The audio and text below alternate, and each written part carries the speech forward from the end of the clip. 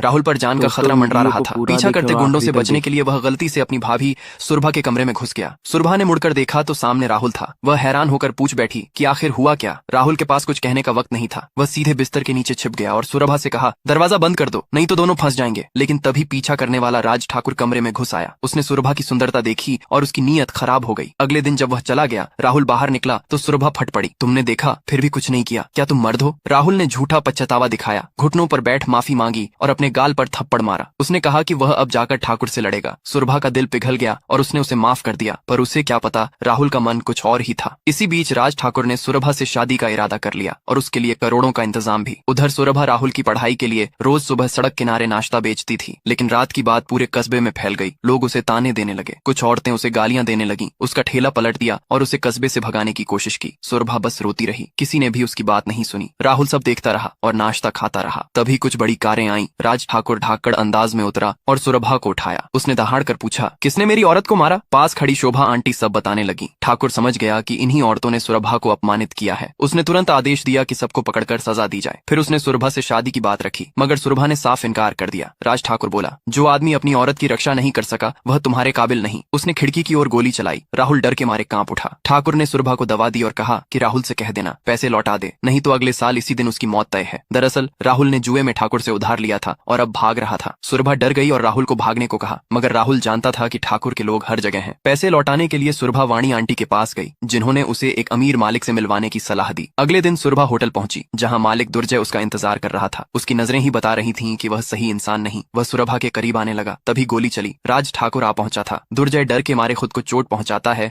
और ठाकुर उसे छोड़ देता है। ठाकुर ने सुरभा को पैसे दिए, मगर उसका दिल नहीं जीता। वह चला गया और राहुल फिर लौट आया। आंसू भरी आवाज में बोला, भाभी मैंने गलती की, तुम सबसे पवित्र हो, तुम्हारे बिना मैं कुछ नहीं। उसने वादा किया कि कॉलेज पास करने के बाद शादी करेगा। कुछ महीने बाद वही राहुल सगाई के मंच पर था, किसी और लड़की रीना से मंगनी करते हुए। सुरभा वहां पहुंची और जवाब मांगा, लेकिन राहुल ने उसे ठुकरा दिया। कहा वह पागल है। लोग चिल्लाने लगे, सुरभा पर ताने कसने लगे और उसे सड़कों पर घसीटने लगे। वह रोती रही, मैं निर्दोष हूँ, मगर किसी ने नहीं सुनी। उसका अंत एक अपमान और धोखे के सन्नाटे में डूब